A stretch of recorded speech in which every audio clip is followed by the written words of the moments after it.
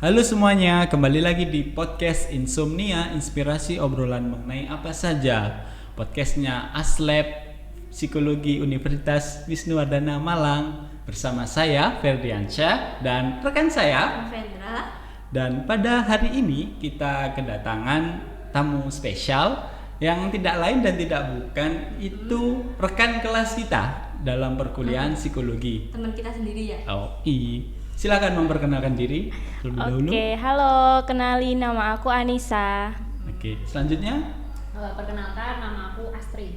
Oh, Anissa dan Astri. Astri. Sebelumnya terima kasih nih buat Anissa sama Mbak Astri udah meluangkan waktu untuk hadir dan datang di meja podcast Insomnia ini. Hari ini kita mau bahas apa, Nov? Kita mau bahas tentang kepribadian. Itu berdasarkan request teman-teman minggu-minggu lalu sih di IG ya. Kita pingin menuruti keinginan teman-teman, katanya bahas lebih dalam dong tentang kepribadian. Oke, sekarang waktunya kita bahas tentang kepribadian. Jadi tema yang kita ambil itu sekarang adalah kita sharing ya tentang kepribadian, tapi dalam konteks keseharian. Jadi kayak ya di kehidupan nyata sebagai ya yang pemilik, ibaratnya pemilik kepribadian itu gimana sih rasanya gitu. Jadi bukan teori ya. Kalau teori mungkin di kelas atau mungkin teman-teman mungkin bisa google sendiri teori seperti apa. Tapi kita lebih ke sharing pengalaman keseharian gitu. Ya. Oke, kalau teori kan apa bedanya podcast sama kuliah di kelas? Itu kita konsepnya kali ini beda sama yang kemarin-kemarin ya. Jadi kenapa kok jadi 4 orang ini, ceritanya itu masing-masing orang ini adalah perwakilan dari kepribadian-kepribadian. Kalau kita kan kemarin pakai tipe kepribadian yang dari Immanuel Kant. Ya enggak, nanti aku salah ngomong nih. Iya, betul. Immanuel Kant. Immanuel Kant ya? Iya. Immanuel Kant yang dia kan bilang kalau kepribadian sendiri ada 4, yaitu sanguin, koleris, melankolis, dan pragmatis. Jadi ceritanya ini berempat ini perwakilan dari itu semua. Gitu teman-teman. Oke, dan saya di sini itu perwakilan dari kepribadian sanguins. Jadi secara umum sih kepribadian sanguins itu orangnya banyak ngomong, terus lebih cenderung ekstrovert, terus aktif gitu. Kemudian kalau sisi kurangnya itu karena banyak omong itu lebih mudah untuk mengumbar janji, hanya saja jarang sekali untuk ditepati. Gitu sih kalau dari sanguins. Gimana dari itu yang korelis? Oke, kalau koleris ya, Ya. aku. Kalau koleris itu mempunyai toleransi yang tinggi kalau koleris. Terus juga suka berpetualang, suka akan kebebasan, dan biasanya tuh suka mengatur kalau koleris itu sih. Ya, lebih Pastinya dominan. ekstrovert ya. Ekstrovert. Oke, Ya. pastinya. Kecenderungannya ekstrovert ya Iya. daripada introvert. Oke. Yuk, selanjutnya apa nih? Melankolis? Melankolis dulu apa pragmatis dulu? Melankolis dulu. Melankolis aja guys. Asik Oke. dulu. Kalau saya tuh mewakili melankolis. Jadi kalau melankolis itu kan sebenarnya secara basic tuh dia perfeksionis. Jadi pengen sempurna dalam segala hal kayak gitu. Baik itu mungkin kalau ya masih sekolah ya pengennya di akademiknya itu sempurna, terus kalau di karir ya karirnya sempurna, bahkan ketika menjalin hubungan dengan orang lain itu juga pengennya sempurna kayak gitu. Nah cuma dari situ tuh akhirnya dia cenderung orang yang berhati-hati, terus analitis, karena istilahnya dia tuh pengen itu kan mengejar kesempurnaan dan jangan sampai dia tuh melakukan kesalahan kayak gitu. Jadi berusaha gimana sih caranya biar nggak ngelakuin kesalahan kayak gitu. Terus selain itu juga dia kalau dalam pertemanan dia cenderung berhati-hati juga ketika berteman. Makanya mungkin kalau dibandingkan nih sama Anissa yang koleris atau Ferdi yang sanguin itu kan banyak temen ya karena ekstrovert. Nah kalau orang melankolis itu cenderung introvert kayak gitu, dia lebih suka sendiri gitu. Tapi ya ini sih kalau secara basic ya itu perfeksionis itu tadi gitu. Jadi suka sama detail-detail mungkin paling kecil sekalipun gitu. Iya. Iya. Banyak pertimbangan juga sih kayaknya. Ya itu yang bikin overthinking sih biasanya kalau orang melankolis itu. Ini kayaknya berteman sama kepribadian aku nih yang pragmatis. Jadi sama-sama introvert, cuma bedanya kalau pragmatis dia lebih cenderung cari aman, nggak mau menghindari konflik. Dia suka kedamaian, ketenangan, terus orang yang cukup santai. Jadi nggak mau yang ngambil hal-hal yang berisiko itu, karena mungkin cenderung introvert ya. Jadi mungkin pemalu nanti kalau ngelakuin ini bikin cenderung diperhatikan orang, terus habis itu kalau bikin konflik juga akhirnya dia merasa ketakutan kayak gitu kalau pragmatis gitu. Oke, itu tadi kan dari teman-teman, begitu juga saya sama Noven udah jelasin nih mengenai 4 kepribadian. Kalau dari ini bintang tamu kita yang spesial ini, seberapa penting sih kepribadian menurut kalian untuk mengetahui kepribadian masing-masing gitu loh? Berapa penting orang itu tahu kepribadian? Ya, Iya. kepribadian. Mbak Asri ya? Menurut saya sih penting ya, soalnya kalau kita tahu kepribadiannya kita itu kan kita secara nggak langsung tuh tahu kelebihan sama kekurangan kita.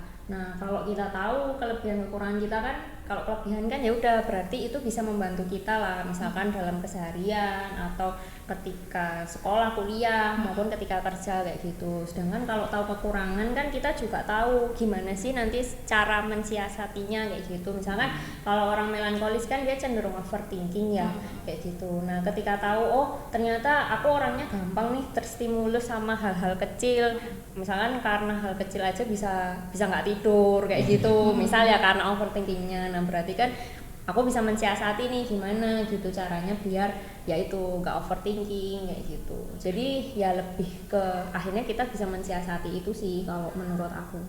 Penting banget Jadi berarti ya. biar paham orang lain juga gitu ya. Ya itu juga. Ibaratnya kita harus bersikap seperti apa dengan kepribadian. Kalau misalnya kita tahu kayak misalnya Mbak Asri itu orang yang melankolis, jadi kita harus menghindari hal-hal yang seperti apa biar nggak jadi konflik misalnya kayak gitu ya. Ya, Iya. dalam segi relasi ya, menjalin hubungan dengan orang lain. Jadi itu ya keuntungannya kalau kita bisa memahami kepribadiannya. Kalau dari ini Anissa bagaimana? Iya, sebenarnya tadi udah ini sama Terwakilkan. Noven sih, terwakilkan sama Noven ya. Jadi penting dalam bagaimana kita menjalani hidup sehari-hari. Misalnya kayak menjalin relasi dengan orang lain, dengan kita mengetahui kepribadian mereka kan kita bisa tahu nih bagaimana cara kita nge-treat mereka. Kan tiap orang pasti beda-beda. Bahkan mungkin sama kalau dari pengalaman pribadi kan sharing gitu ya.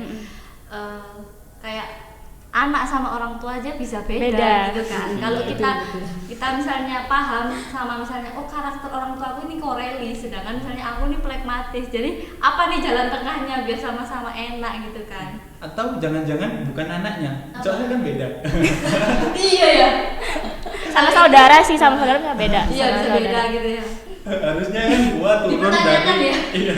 Kok bisa beda kepribadiannya? Itu mungkin harus ada ahli Mungkin yang sama bahas. kayak ayahnya. Oh iya, mungkin dari keturunan ayahnya. Iya. Nah, itu tadi kan dari teman-teman udah ngomongin nih bahwa kita itu perlu untuk mengetahui kepribadian masing-masing. Nah, buat sobat insomnia kan barangkali ada yang belum tahu nih kepribadiannya itu apa. Kalau dari Mbak Astri sama Anissa, gimana sih cara mengetahui bahwa aku ini kepribadiannya ini gitu? Oke, kalau bagaimana cara kita mengetahui kepribadian ya? Sebenarnya bisa secara otodidak. Kayak kita cari sendiri. Kita kan bisa menerka-nerka nih, aku orangnya kayak gimana, misalnya gini-gini. Tapi kalau ternyata kita nggak kurang percaya diri, maksudnya kurang kurang yakin lah. Masa sih aku punya kepribadian kayak gini gitu. Kita bisa cross check sama temen deket kita, sama orang yang sehari-hari tahu tentang kita bisa cross check. Menurut kamu aku tuh kayak gimana sih orangnya gitu. Kalau misalnya masih belum yakin, bisa ikut tes psikologi, tes kepribadian. Oke. Jadi itu ya untuk mengetahui kepribadian yang Iya, betul. dimiliki. Kalau Mbak Asri, gimana nih? Sama sih, soalnya ini cerita pengalaman ya. Ya. Oh, boleh. ketika aku tahu kalau aku melankolis nih, terutama dominan melankolis itu sebenarnya awalnya karena nyari tahu sendiri ya. Karena dulu kan kayak belum tahu nih kalau ternyata di psikologi itu ada tes yang memang kayak ya itu ngukur kepribadian kayak melankolis, koleris itu belum tahu. Jadi taunya tuh ketika nyoba awalnya ya kayak menghayati diri sendiri lah kayak gitu. Apalagi kan orang melankolis kan cenderung introvert ya kan, kayak suka apa sih menyadari diri sendiri gitu loh. Suka mikir. Ya, suka mikir kayak gitu. Kebanyakan ya, emang kayak mikir. gitu kan. Oh, Hal kecil kan dipikirin.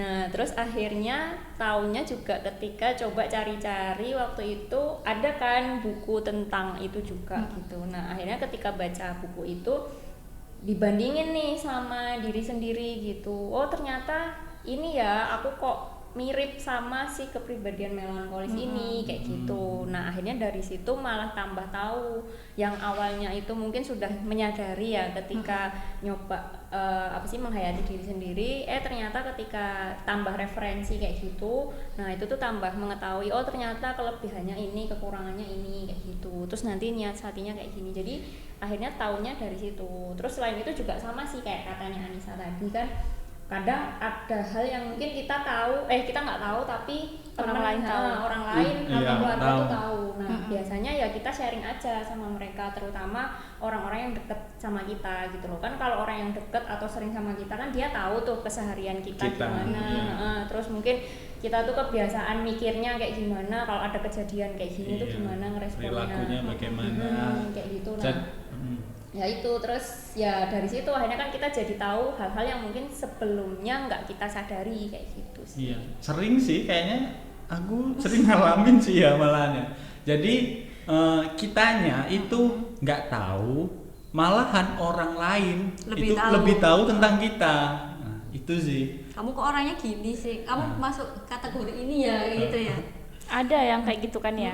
Ya, pasti Apalagi ada. mungkin kalau aku sendiri ya ngerasain jadi anak psikologi gitu, kadang ya banyak temen yang kayak gitu kan ya apa ya, orang-orang tahu lah kalau psikologi itu dunianya tentang kepribadian, watak gitu kan. Kadang seringkali ditanyai kayak aku sebenarnya kepribadiannya apa sih, maksudnya anak itu sendiri tuh nggak tahu gitu loh.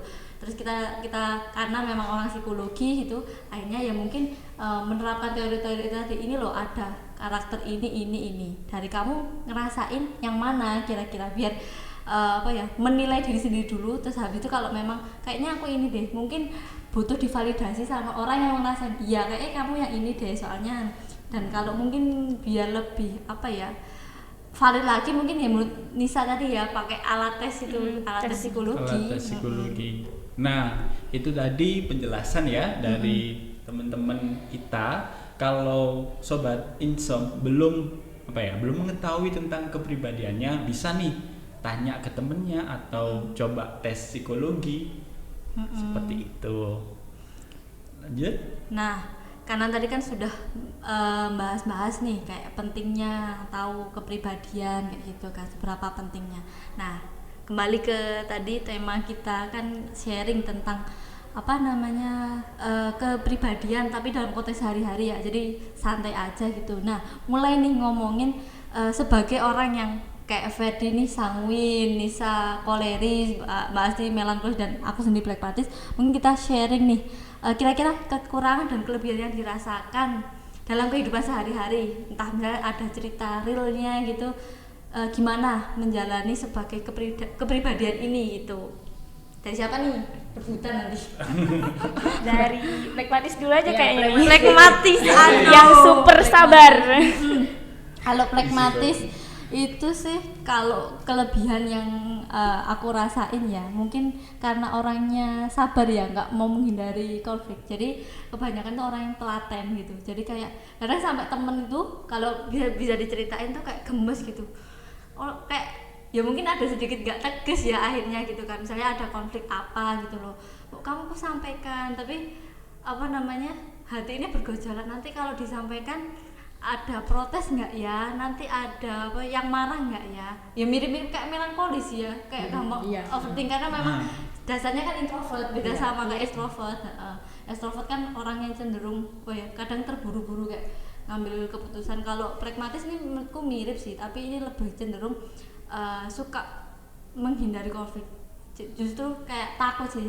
Contoh lah misalnya ada punya temen gitu, ini cerita pribadi ya, ada temen gitu, terus habis itu kita habis ngobrol terus tiba-tiba sikapnya tuh beda gitu, langsung tuh kepikiran aku tadi salah ngomong nggak ya gitu. Nanti kalau aku apa namanya punya masalah sama ini gimana, nanti kalau aku butuh sama ini terus nggak mau bantu gimana, cuma kan beda sikap langsung gitu, terpikir banyak gitu ya. karena nggak mau bikin konflik gitu loh. Bahkan tahu kalau itu salah, mungkin kalau misalnya ibaratnya ya nggak ada temen gitu buat apa ya, ibaratnya kayak demo buat protes itu ya nggak akan terjadi karena takut merasa sendirian gitu sih. Tapi kalau dibilang kan tadi kekurangan sama kelebihan ya, kalau kelebihan sih lebih ke mungkin tenang itu tadi ya, jadi kayak juga pandai tidak terpancing emosi, jadi kayak punya kontrol diri. Misalnya semuanya emosi kayak kita ya wis diam dulu, dicerna semuanya kayak gitu. Udah nih gantian siapa? Oke. Dari Sang Wins ya. Tapi sebelumnya ini disclaimer sedikit. Saya itu kan ini perwakilan dari Sang Wins, tapi saya menyadari saya nggak 100% itu di Sang Wins gitu. Jadi ada yang nyerempet sedikit ke Korelis. Saya menyatakan seperti itu soalnya beberapa waktu yang lalu sempet tes psikologi tentang profil kepribadian dan hasilnya itu menunjukkan bahwa ya saya seolah-olah sanguin sama Korelis, hanya saja lebih condong ke sanguinsnya. Dan berbicara tentang pengalaman ya, kalau saya sih sanguins ini orangnya banyak omong. Tapi sebenarnya saya nggak terlalu menyadari kalau saya banyak omong. Bagaimana teman-teman kan Ya, selama sebagai semester 1 teman sampai kelas, semester teman 7. kelas ya. Kita Gimana mereview coba? perilakunya Ferdi. Lebih ke santainya sih kelihatan. Santai. Kayak orang yang bukan tipe orang yang teratur gitu loh. Maksudnya nggak bisa diatur gitu. Dia ya udah. Ya cenderung suka senang-senang. Iya, suka senang-senang. Terus juga mungkin Humoris ya. salah satunya kenapa kok mungkin Ferdi nggak sadar dirinya, soalnya orang sanguinis kan ekstrovert kan. Jadi kayak dia tuh fokusnya ke orang lain gitu loh. Jadi akhirnya mungkin kurang menghayati diri sendiri. Kan beda ya, kalau melankolis sama pragmatis kan cenderungnya introvert. Kita fokusnya ke diri sendiri. Jadi ketika kita ngerasain sesuatu atau kok aku kayak gini ya, aku mikir gini ya. Nah, kita cenderung gampang sadar nih sama diri sendiri gitu karena introvert kan. Nah, kalau Ferdi kan mungkin karena dia sanguin ekstrovert gitu, akhirnya dia fokusnya keluar. Terus yang paling kelihatan itu prokrastinasinya, suka menunda-nunda. Itu kelihatan banget orang sanguinsnya. Karena dia mungkin terlalu aktif kali ya, kan orang sanguin tuh aktif gitu. Jadi banyak kegiatan yang diambil, akhirnya ya fokusnya kurang gitu. Satunya prokrastinasi tadi. Kalau aku menyadari sendiri ya, kalau aku itu selama ini banyak sekali tertarik sama hal-hal yang baru. Jadi ada apa nih saya fokus ke ini, terus ada apa yang baru loncat-loncat gitu loh. Jadi nggak bisa fokus sama satu tempat atau satu posisi gitu. Jiwa sosialnya tinggi juga ya. Kurang tahu.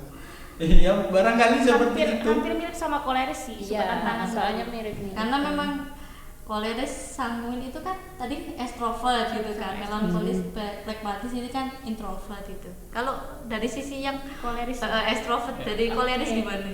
Kalau koleris tadi itu meskipun dia suka tantangan baru ini tuh koleris itu punya apa ya, setiap kegiatannya tuh dia pasti mengacu pada target, tujuan dan hasil gitu. Itu kalau tipe-tipe koleris. Terus kalau koleris itu biasanya tipe yang suka memimpin. Tadi kan suka mengatur gitu-gitu kan. Sama temen-temennya nggak banyak sih kalau koleris. Jadi bisa dibilang kalau koleris itu dominannya mimpin gitu ya. Mimpin. Lebih mendominasi gitu. Mereka suka dominan gitu. Aku kalau kelebihannya koleris itu sukanya yaitu tadi, mereka itu pasti mengacu pada target, tujuan dan hasil. Terus juga misalnya dalam suatu pekerjaan atau mengerjakan tugas itu mereka pasti bertanggung jawab gitu. Kalau koleris. Cuman kelemahannya ya. Kelemahannya itu biasanya tipe koleris ini kurang bersenang-senang. Kok bisa kurang Kayak bersenang-senang? ya kalau misalnya orang yang terlalu berpacu pada target, tujuan itu kan ambisius kan, biasanya jiwa-jiwa ambisius gitu loh. Kaku gitu ya. Iya, jadi kebanyakan kurang bersenang-senang itu. Terus juga ada kelemahannya itu mudah tersinggung sih kalau tipe koleris. Mirip-mirip melankolis dong, kan sensitif juga Iya. melankolis. Iya. Ada tipe. Cuma mungkin kalau koleris kan karena dia ekstrovert ya, dia lebih kalau tersinggung tuh dia marah kayak Oh, Mengekspresikan mengekspresikan. secara iya, langsung. iya. Nah, Oh. kalau melankolis Dipendem. itu nah, dia memang dipendem. Iya, dia apa ya, kalau aku ngelihat melankolis tuh dia mirip kayak plekmatis sama koleris kayak gitu. Miripnya di mana? Kalau overthinkingnya mungkin mirip ya sama plekmatis kayak gitu. Tapi kalau semisal mudah tersinggungnya itu juga ada mirip sama koleris, bedanya hanya ini, kalau dia diaktuskan koleris, kalau si melankolis ini dia pendendam kayak gitu. Jadi kan kalau plekmatis kan kalau tersinggung dia nggak mau konflik kan. Iya. Melankolis Justru kayak ini ngalah gitu iya, kan kalau pragmatis. ngalah dan cenderung apa ya, mungkin mau menyesuaikan lah kalau orang lain mau Kayak biar kamu seneng nih Mas, iya, wes, aku iya, itu gitu aja gitu ya. Nah, kalau melankolis enggak, melankolis tuh mirip kayak koleris karena dia punya prinsip, sama dia punya prinsip. Kadang itu mungkin yang bikin dia crash juga sih sama lingkungannya kayak gitu. Karena kalau udah ada beda prinsip ya udah dia tetap sama prinsipnya. Cuma ketika dia sudah tersinggung sama sesuatu hal kayak gitu, dia bisa mendem itu kan karena dipikir ya. Dan jeleknya orang melankolis tuh kadang pendendam kayak gitu. Jadi Ya, nggak langsung, nggak langsung nih bisa-bisa harus ya kamu ya gitu. Jadi barangkali ya di semester 1 disakitin sampai lulus wisuda Masih ingat, diingat nih. ini kamu ya. ya ini yang nyakitin aku ini apa yang Masa ngambil jadi. bebanku. Tapi ini beda-beda sih ya, maksudnya tiap orang ya, karena kan kayak kadang tuh saya ngamatin, misalkan saya sama temen gitu, oke kita sama-sama nih melankolis dan sama-sama dominannya gitu, tapi ternyata itu juga bisa jadi nggak sama gitu loh. Misalkan kayak apa ya, kayak kadar pendendamnya misalkan, kalau yang satu misalkan dia sangat pendendam sekali, kalau yang satu mungkin dia masih ada toleransinya dikit. Mungkin karena kan kalau orang kan kepribadiannya ada apa ya, biasanya kan ada bukan dominan, kayak dua kan, misalkan aku melankolis sama koleris kayak gitu, nanti Anissa koleris sama apa misalnya Iya, sama nanti yang yang campuran dominan gitu apa ya. gitu ya, ya. mungkin campuran itu juga sih yang akhirnya bisa bikin kadar tiap-tiap orang meskipun sama-sama melankolis itu beda kayak gitu. Jadi soalnya dulu tuh pernah sih ketemu sama, ya punya temen lah yang sama-sama melankolisnya kayak gitu kan. Nah itu ternyata ya responnya beda gitu. Misalkan ketika apa ya, ketika ada sesuatu masalah kayak gitu, oh ternyata orang ini dia cenderung ya misalkan sama-sama tersinggungnya, tapi yang satu ternyata masih lebih pemaaf kayak gitu, masih ngasih toleransi lah misalkan. Nah yang satu tuh enggak, sekali tersinggung ya udah dia pendem kayak gitu sih. Jadi ini kembali ke orangnya sih. Itu tadi kayak kan gitu. gimana sisi jelek atau kekurangan melankolis. Kalau akhirnya kan pasti ada positifnya dong Mbak. Jadi Oh, apa iya. kalau dari apa namanya melankolis Kelebihan. Kalau kelebihannya itu mungkin yang saya suka juga ya sebagai orang melankolis itu, karena orang melankolis itu kan dia punya prinsip kayak gitu, terus dia idealis, jadi ya dia pasti berusaha untuk mencapai sesuatu hal itu secara maksimal kayak gitu. Jadi ibarat kalau dikasih tugas ya udah dia beneran kayak totalitas di situ gitu kan. Terus juga nggak mudah terpengaruh sih karena punya prinsip itu. Jadi ibaratnya ketika lingkungan itu beda sama dia, mungkin kalau plekmatis kan rada apa sih ya kayak menyesuaikan, Iya. sanguin kan juga Iya. ada gitunya, karena kalau melankolis enggak gitu, ya udah dia mandiri, independen kayak gitu. Itu sih yang mungkin kelebihannya. Dan nggak tahu sih ya, ini katanya sih dari buku yang saya baca tuh, kalau orang-orang nggak tahu ya, tapi ya orang-orang sukses di biasanya tuh malah kecenderungan dia punya karakter melankolis kayak gitu. Karena apa, mungkin kalau saya mikirnya lebih ke sisi ya itu ya karena dia kan kayak punya target terus kerja keras dan sebagainya. Mungkin sisi itunya sih yang bikin itu Disiplinnya mungkin. ya disiplinnya juga. Nah ini perlu dicontoh itu ya gitu, sifat-sifat disiplin, memenuhi target. Tapi bukan itu sih. berarti itu kan kayak memaksakan kepribadian, tapi lebih ke mencontoh apa-apa yang maksudnya artinya misal contoh pragmatis kayak kurang tegas nggak bisa, ya mungkin ya tetap bisa dicontoh hal-hal positifnya, tapi nggak merubah kepribadian itu sendiri, paham nggak sih? Masih. Soalnya kan pasti masing-masing kepribadian kan punya positif Iya. negatifnya kan kayak Nah. Koleris kan tadi ada kan yang Iya. juga butuh dicontoh kayak gitu. Kayaknya tadi Sangwins nggak ada positifnya. Oh ini mungkin ya. Apa yuk? Kalau Sangwins itu ini sih, kalau aku ngerasanya lebih ini karena kan banyak ngomong nih. Terus ketika ngomong atau jelasin ke orang lain itu mudah terpengaruhi atau mudah iya gitu. Gitu Influencer. sih. Entah. Influencer Cocok Jadi- jadi influencer. Jadi entah kenapa temen itu ya atau ngejelasin ke salah satu orang, terus orang tersebut itu nggak terlalu terlalu Minat paham gitu. atau minat. Tapi ketika aku yang nyoba jelasin ternyata juga ya minat aja gitu sih. Jadi mungkin gara-gara banyak omong akhirnya ya terbiasa gitu ya. Makanya Itu orang barangkali. Sangun itu percaya dirinya tinggi. Karena mungkin bawaannya juga orang Sangun, perasaanku nih ya, orangnya kan ceria gitu kan ya, jadi kayak vibes-nya itu ke orang untuk misal nawarin, orang jadi kayak percaya, orang kok asik ya gitu. Ya. Besar kepala kamu nih. Ya jadi itu ya intinya buat teman-teman sobat Insom itu ada kelebihan sama kekurangannya nih tiap-tiap kepribadian. Nah silakan teman-teman itu mempelajari, memahami aku yang mana nih. Nah dari situ kan bisa nih teman-teman, oh ternyata aku lebih condong ke ini, berarti kekuranganku itu ini dan kelebihanku seperti ini. Bisa jadi nih dari kelebihan tersebut kita tingkatin dan bisa menjadi profesi, nanti bisa jadi pekerjaan atau apa gitu. Menyesuaikan juga mungkin ya, bisa maksudnya menurutku ya dari sekian banyak kepribadian juga bisa menyesuaikan kita bagusnya itu kerja di mana kayak gitu-gitu Nah, kan. yang Dimanfaatkan menentukan gitu loh, juga Mas. sih. Bidangnya itu loh. Kayak Karena- yang melankolis tadi kayaknya lebih Analitisnya cocok kan analitisnya kan apa jadi apa ayo. jadi ahli-ahli, analitis. peneliti. Jadi kayak Kalau gitu. kayak Sangun kayak saya lebih ke lapangan kayaknya. Lebih Gimana apa? kalau Sales. sales. Iya, marketing Ya, lah. marketing tuh cocok banget tuh orang Sangun. Iya gitu.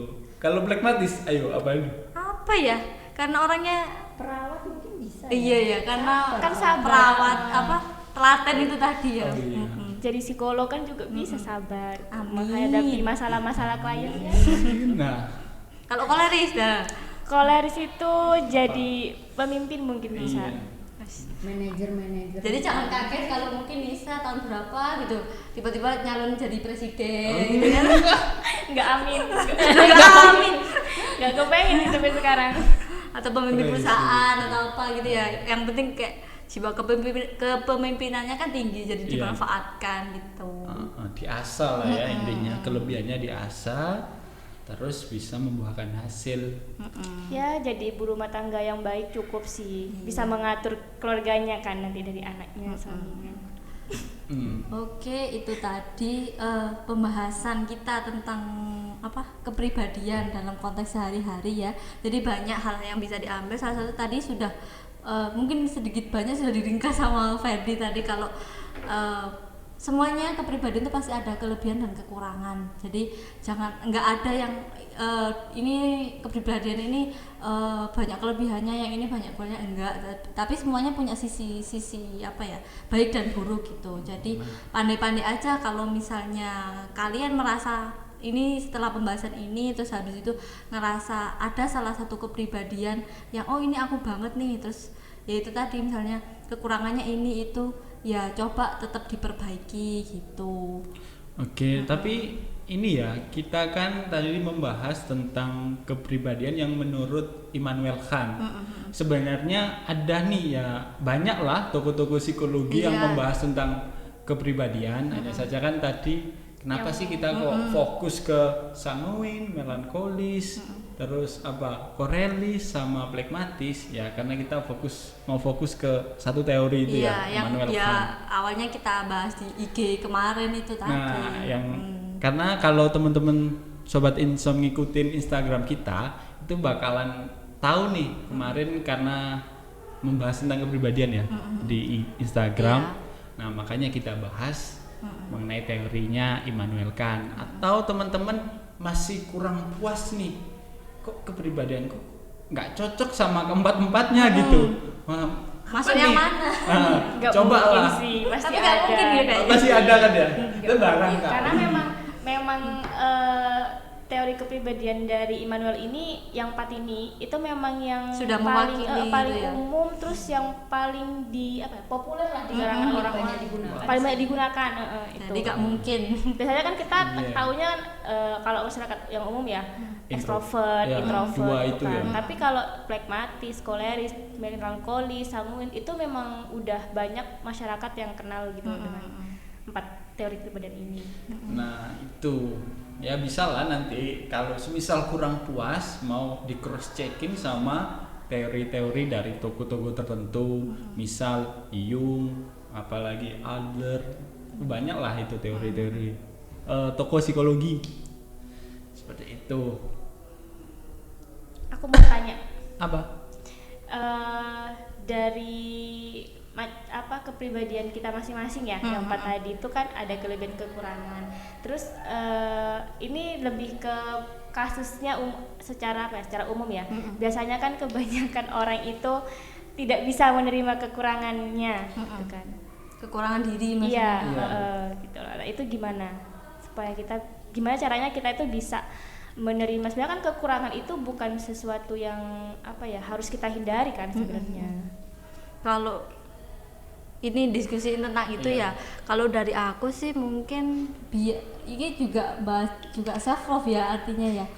Kalau dari aku sih kalau biar mungkin nggak terlalu membenci diri sendiri karena kekurangan itu ya kita harus mensiasati dengan adanya kekurangan itu baiknya harus gimana. Misal kayak plekmatis nih, kekurangannya kan nggak tegas gitu kan, terlalu banyak pertimbangan, takut ada konflik ya.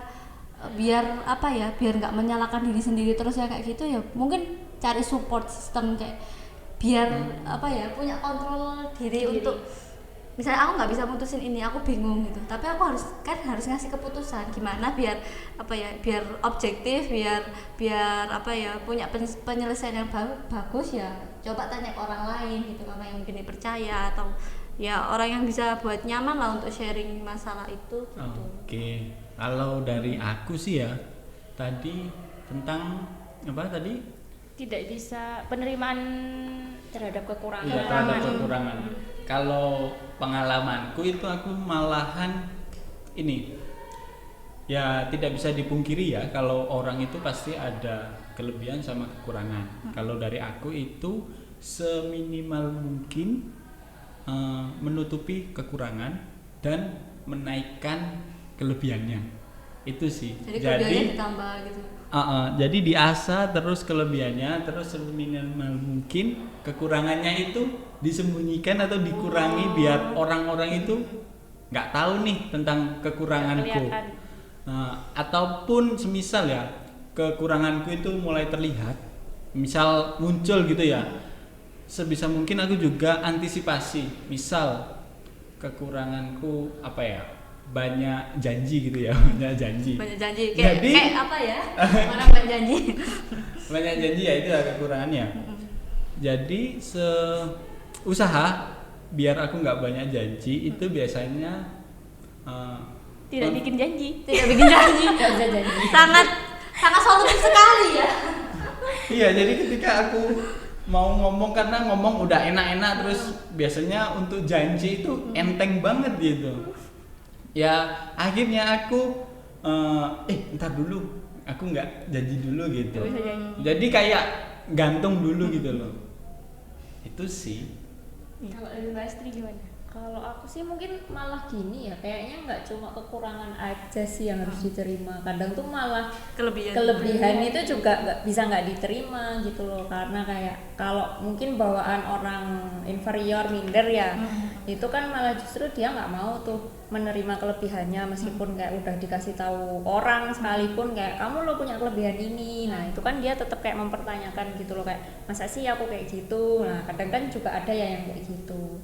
Cuma apa ya, kalau dari aku ya mungkin dia butuh pemahaman, kayak memahami dulu sih kalau apa sih nilai penting kayak memahami kelebihan sama kekurangan gitu. Karena kalau semisal nggak tahu nih dampaknya ketika nggak paham kelebihan kekurangannya kayak gitu, mungkin dia nggak ngerasa butuh gitu loh untuk nerima hal itu gitu. Nah kalau dia tahu, oh ternyata kalau nggak nerima kelebihan kekuranganku itu aku susah nih, misalkan kayak Ferdi tadi kan pengen istilahnya mengoptimalkan kemampuannya biar jadi lebih lebih bagus lah. Dia kan nggak akan bisa ngelakuin itu kalau dia fokusnya ke kekurangan aja atau kelebihan aja kayak gitu sih. Mungkin harus menghayati itu dulu kali ya kalau dari aku. Oke, berarti kesimpulannya dalam hal itu bisa yang tanya nih. pertama kita harus menyadari dulu apa itu kelebihan dan kekurangan diri kita, ya nggak sih? Iya. Oke, kedua mencari solusinya. Tapi kan tiap orang pasti beda-beda lah ya untuk gimana menemukan solusinya dalam hal misalnya kekurangan dia gitu loh. Kalau aku bilangnya sih bukan mengubah ya kalau misalnya hal negatif itu, tapi mengontrol. Karena untuk mengubah kayaknya susah nggak sih? Susah banget. Ngontrol aja mungkin butuh waktu lama untuk mengontrol perilaku kita yang buruk misalnya. Untuk mengontrol jadi yang lebih baik itu kan pasti butuh lama. Iya sih. Butuh proses lah. Butuh proses. Nah nanti kan dari solusi itu bagaimana cara kita mengontrol itu kan ya? Iya sih. Bener juga. Ya walaupun sampai sekarang ini loh, aku sadar kalau aku juga masih menggali proses menggali aku ini gimana sih gitu. Jadi masih proses belajar mengenali diri sendiri lah sampai saat ini. Iya, kalau dari pengalaman juga sih kan tipe koleris banget nih aku. Udah tersinggung banget gitu. Dan ya kalau sekarang sih kerasa ya itu, tapi butuh proses waktu yang cukup panjang untuk benar-benar kita gimana caranya mengontrol baper kita nih saat mudah tersinggung ini gitu loh. Iya, apa gara-gara udah melekat gitu ya dari dari faktor keturunan barangkali. Bisa. Karena Bisa sih. Bisa. Jadi keingat juga sih ngomong masalah pengalaman Nisa. Juga aku kan pragmatis, tapi ke beberapa akhir-akhir ini itu banyak yang bilang bukan berubah sih, tapi lebih ke kamu sekarang udah cukup itu ya, bisa percaya diri, bisa punya pengendalian diri, cukup beranilah untuk memutuskan sesuatu. Nggak sepasif dulu karena kan benar-benar takut gitu kan. Ya mungkin kalau aku dari situ pas ada temen yang bilang kayak gitu tuh ngeevaluasinya mungkin juga gara-gara gabung sama orang di sekitar yang punya pengaruh yang positif ya. Jadi kayak ya itu tadi ada saran-saran gini ya, belajar tegas, belajar apa. Jadi kepribadian itu tetap ada dominan, tapi juga terkurangi dengan adanya mungkin kalau misalnya itu kan kekurangan jadi lebih baik gitu kan, karena yang nggak enakan jadi lebih tegas gitu kan. Nah itu mungkin kan berkurangnya karena ya kita dilingkupi sama orang-orang yang punya support yang bagus. Jadi kayak oke, nggak apa-apa, silakan punya kepribadian itu dengan kekurangan itu, tapi juga jangan pernah berhenti untuk berkembang jadi lebih baik gitu. Jangan pernah berhenti untuk berproses.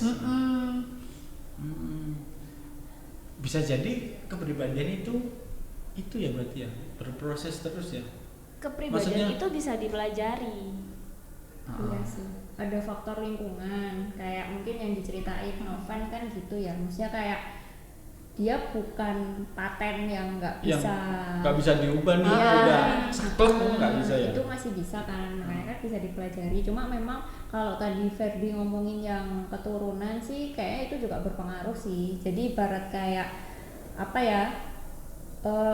kalau semisal antara ayah ibunya ada kolerisnya kayak gitu, biasanya nanti ya mungkin salah satu anaknya ada yang koleris kayak gitu. Jadi kayak mungkin itu kayak bawaan itu pasti ada, tapi nggak sama dengan itu nggak bisa diubah gitu. Karena lingkungan itu juga pengaruh banget sih. Jadi mungkin kita memang perlu sih ya kayak nyari lingkungan yang positif gitu loh, biar kita tuh terus berkembang. Nah, itu tadi pembahasan kita mengenai tipe kepribadian menurut Immanuel Kant. Sebenarnya panjang banget sih ya kalau diteruskan. Dan terima kasih buat Mbak Asri sama Anissa telah datang dan diskusi dengan kita pada hari ini. Nah, untuk sobat Insom semua yang dengerin podcast Insomnia, jangan lupa terus ikutin kita untuk episode selanjutnya. Terus ikutin kita di setiap sosial media kita di bawah ini. Nah, akhir kata saya Novendra dan Saya Ferdiansyah. pamit. See you in the next episode. Bye bye. Thank you.